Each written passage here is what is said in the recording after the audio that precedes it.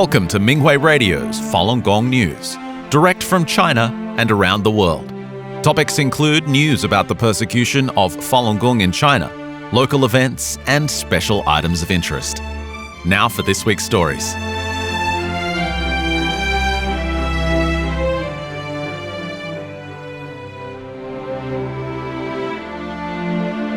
The following is a notice from the office of Shenyang entitled, "Be Vigilant," with a comment from Master.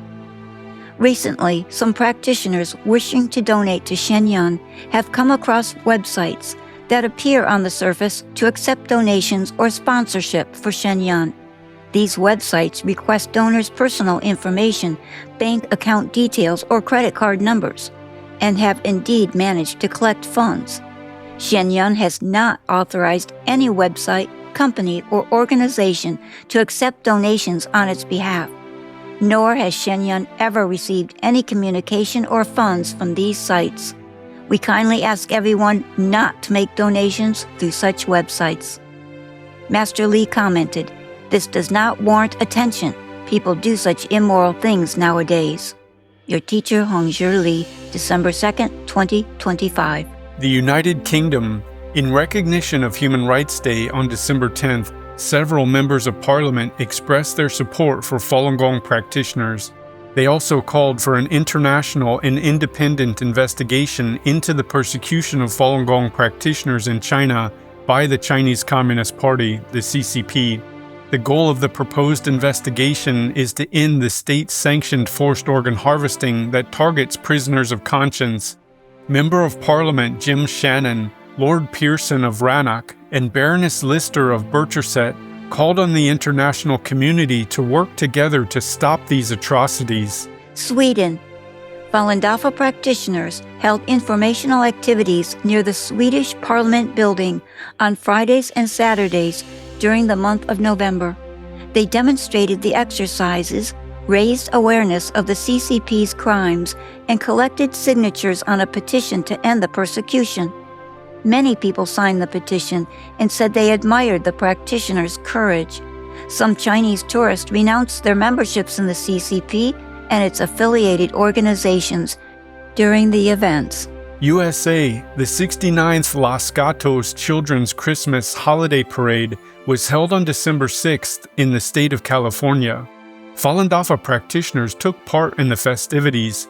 Their entry included the Tianguo marching band and exercise demonstration team. Multiple town council members expressed their appreciation to Falun Dafa practitioners for their participation in the parade. Many people applauded and praised the practitioners' entry. Spain. Many residents and tourists learned about Falun Dafa and signed a petition calling for an end to the CCP's persecution of the practice during an event held by local practitioners at the Plaza de Candelaria in Tenerife, Spain, on November 21st. Tenerife, the largest and most populous area of the Canary Islands, attracts over 5 million tourists a year. Located in the center of the city, where pedestrian streets meet, the Plaza de Candelaria is especially busy during the Christmas season. Practitioners set up display boards at the plaza, told people about Falun Dafa, and explained that practitioners follow the guiding principles of truthfulness, compassion, forbearance. They also told people about the CCP's 26-year-long persecution. A woman commented to practitioners, "Truthfulness, compassion, and forbearance will guide mankind to a bright future. What the Chinese Communist Party does just proves how evil it is, because whatever suppresses the good must be evil." France. Falun Gong practitioners from France, Germany, and Switzerland held activities in Strasbourg, France, near the Strasbourg train station on December 4th, 2025. The event was held during the Council of Europe meetings on human rights issues. They distributed flyers that exposed the persecution of Falun Gong and collected many signatures, calling for an end to the communist regime's crime of harvesting organs from Falun Gong practitioners imprisoned for their faith. New Zealand. Practitioners in North Island participated in 7 Christmas parades between December 4th and 7th, providing them with the opportunity to introduce Falun Dafa to numerous communities. They were well received in all 7 parades, and many people said they liked the traditional Chinese culture and the Tianguo marching band's performances. They also praised Falun Dafa's guiding principles of truthfulness, compassion, forbearance. The waist drum team also impressed spectators with their synchronized drumming, crisp beats, and rhythmic dance steps. The dragon dance was greeted with rounds of applause. The colorful float, which had the words truthfulness, compassion, forbearance in gold letters, received a thumbs up from many spectators.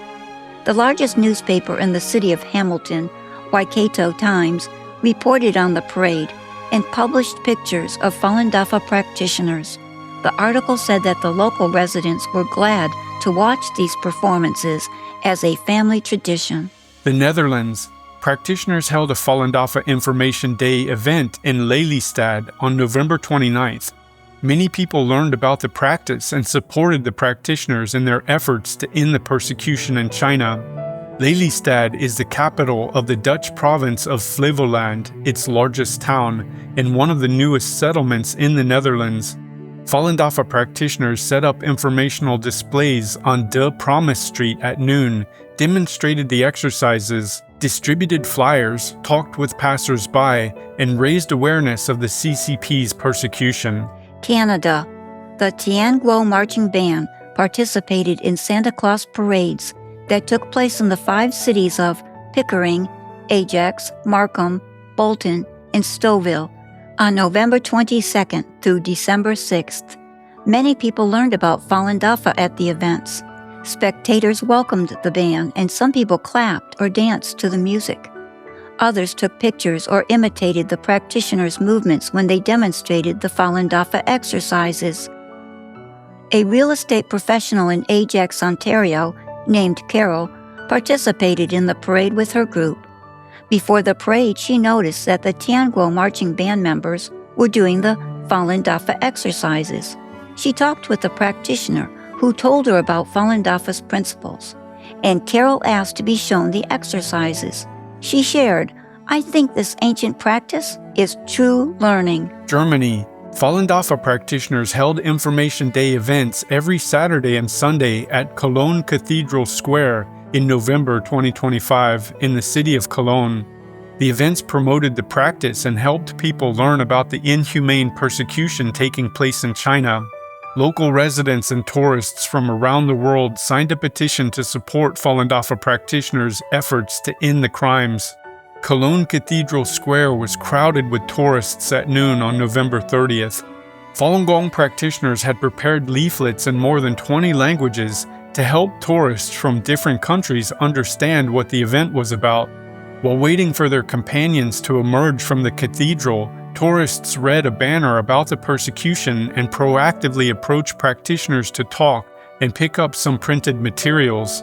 A German woman named Lisa expressed her gratitude for the practitioners' efforts and remarked that what they were doing was beneficial and meaningful to everyone there and to society, not only in China but also in Germany. United Kingdom.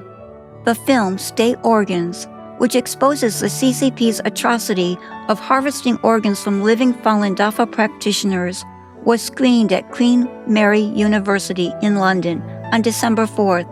Several university students said they were shocked and saddened to learn of these egregious human rights violations. Some were interested in learning more about Falun Dafa and asked about local practice sites. Noor, a member of the Human Rights Society, said, "Falun Gong looks very peaceful. Where can we learn it? I would like to do the exercises and meditate. Please send us the information and we will participate. I also would like to share this information with my friends." Other students chimed in, "We want to go too and experience the peace and strength we saw in the film." The head of the Human Rights Society said, "We are willing to continue organizing these documentary screenings. If there are any more, please contact us again." Many students offered that they would recommend the documentary and said, "Now that we know, we can no longer remain silent."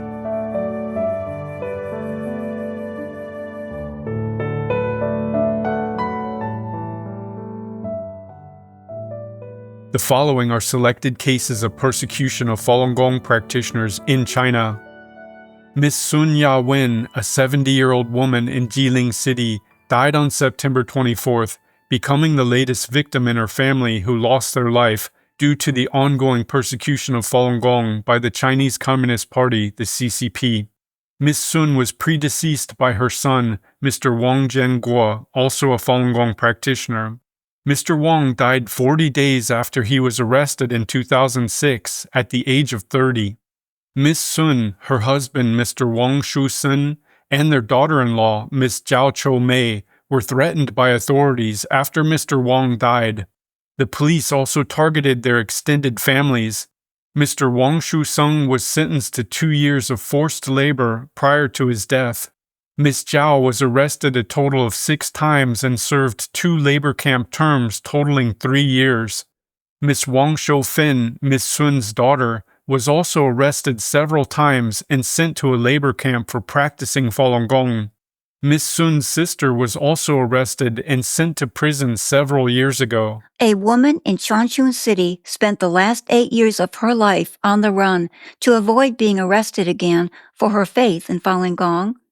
Ms. Zhao Jian's death on December 1, 2025, capped her decades of suffering at the hands of the CCP. She was 58 years old.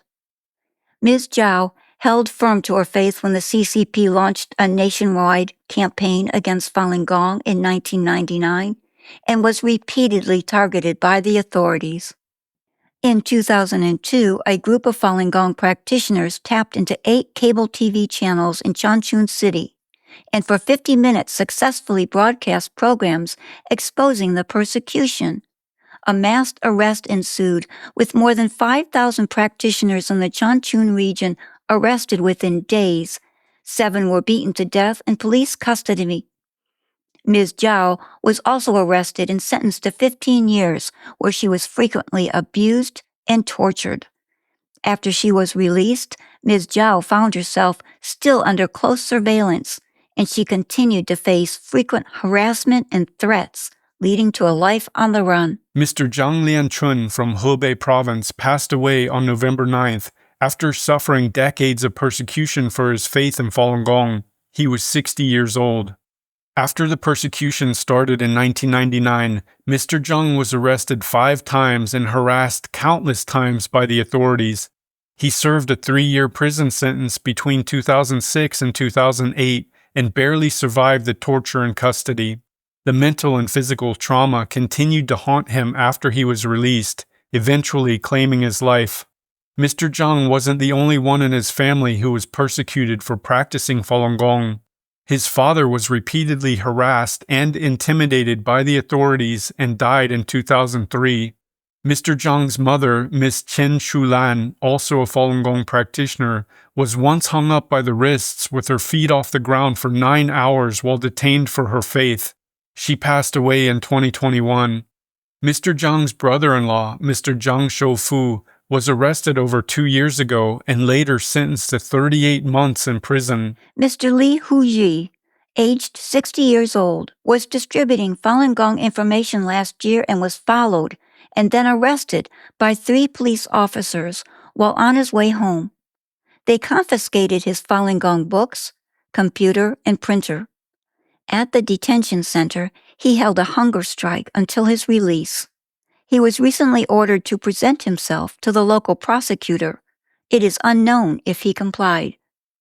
In the past 26 years, Mr. Li has been repeatedly targeted for upholding his faith. He served 3 labor camp terms for a total of 4 years and 3 months, as well as 2 prison sentences totaling 4 years and 6 months. He was also sent to brainwashing centers multiple times. While he was incarcerated, his elderly blind mother had trouble taking care of herself. The mental agony of missing and worrying about her son took a toll on her health. 2 months before her son was released, she was found dead at home. Her body had decomposed and she was found with her fists clenched.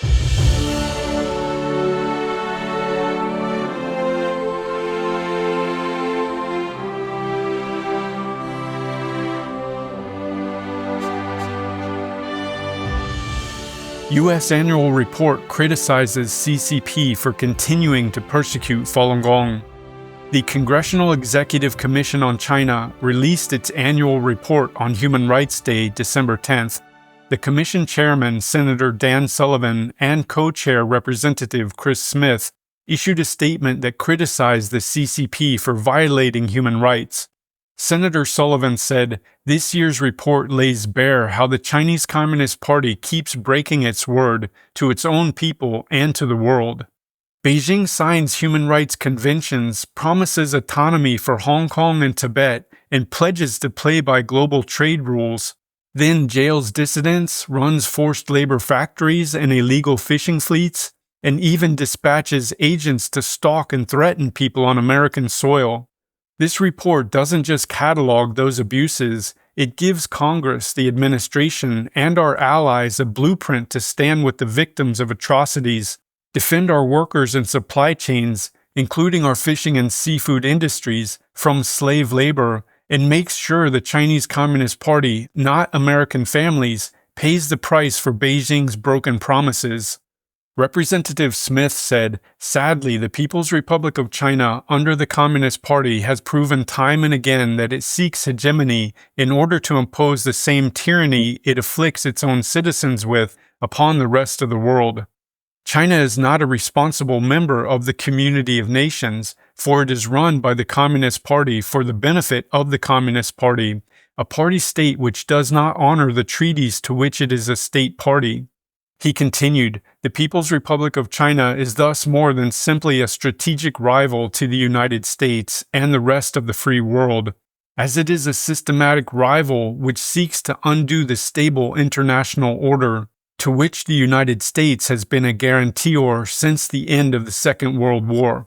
How can a predatory, mercantilist nation that utilizes forced labor, steals intellectual property, and massively subsidizes state-owned enterprises be a member of the World Trade Organization or any rules-based order? The answer is that it cannot be, so long as the Communist Party maintains its monopoly on power." The report states a particularly egregious violation is the state-sanctioned harvesting of human organs, a practice reported extensively among Falun Gong practitioners and more recently among Uyghurs.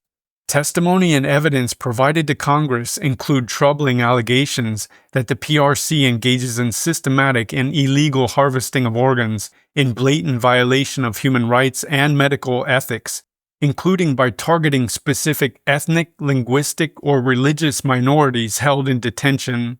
It was recommended in the report that Congress should pass the Stop Forced Organ Harvesting Act, H.R. 1503, to expand annual reporting by the State Department on forced organ harvesting globally, and to give needed authorities to stop what is referred to as organ tourism. The report lists cases of persecuted Falun Gong practitioners and details transnational repression by the CCP. During a November 20th congressional hearing titled "China's War on Religion, the Threat to Religious Freedom and Why It Matters to the United States," former Ambassador Sam Brownback said, "China is at war with faith. It is a battle for control of their people. The CCP annually spends billions of dollars in its own country to suppress, contain, control, deceive, or eliminate all religious entities that do not have the CCP as their leader. Religious freedom is seen as an existential threat to the communist leadership. We should strongly back these oppressed people of faith." Practitioners around the world inspired by China Falun Dafa online conference. The 22nd China Fa conference on the Minghui website began on November 9th and ended on December 3rd. Over 90 articles were posted on the website. The articles were from practitioners in various professions and ages and demonstrated their solid and genuine cultivation experiences. In Taiwan, Mr. Wu, who has practiced Falun Dafa for 19 years, said that from reading the article, "Eliminating Fear and Changing Our Notions While Using the Legal System to Expose the Persecution," he thought that the practitioner had great compassion. He said that while the author clarified the truth in court, the practitioner thought the judge was facing pressure from the 610 office. So he pointed out the illegal aspects of the case and finally put forward a request and said, "I hope you won't take such cases in the future." Mr. Wu said the practitioner did not ask the judge to make a positive ruling, but thought from the perspective of the judge and truly wished the other party well.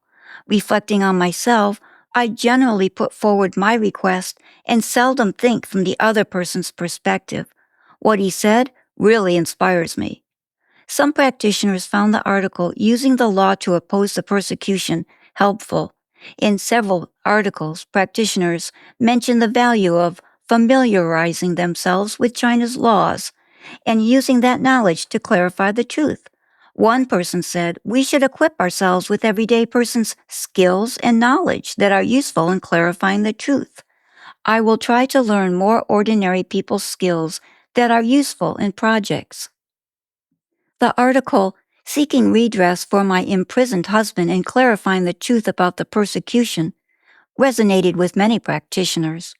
Jeff, a U.S. practitioner from New York, said, "This sharing was especially moving. The writer said that through approaching prisons, police stations, provincial governments, courts, police stations, etc., telling people in these workplaces the facts about the persecution face to face, my biggest takeaway from this sharing is don't be scared when the other party appears ominous. We must truly be able to put ourselves in the position of a God, connect with a God's powerful abilities, deter the evil, and show the dignified side of Dafa.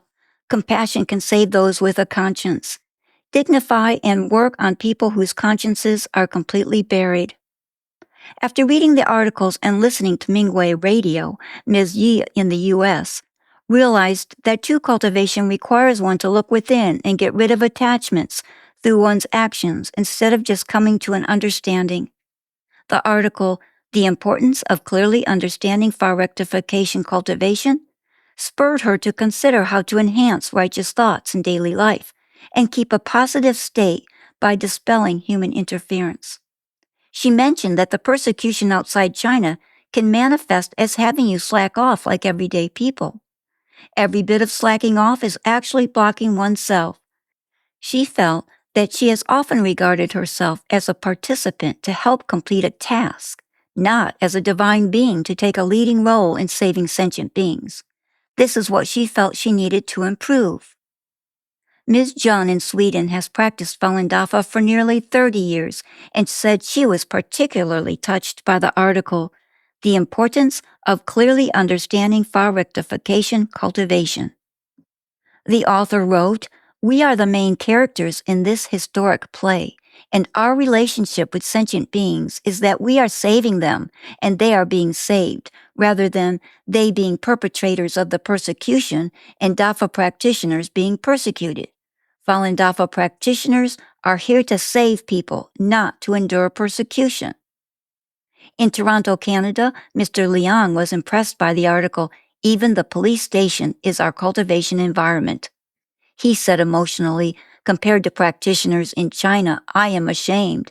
As a practitioner who has been cultivating for nearly 30 years and lives outside of China, there's a big gap between me and practitioners in China. I feel embarrassed to face Master."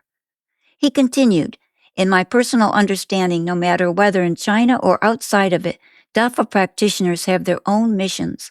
Practitioners outside of China should be more wary of developing attachments to comfort and doing projects, and they should focus on cultivating themselves.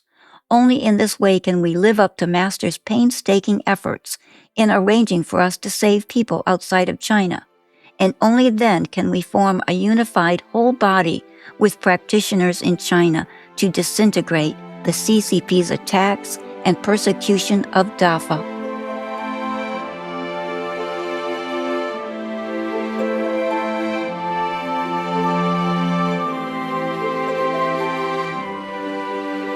Thank you for listening to the Minghui Radio podcast.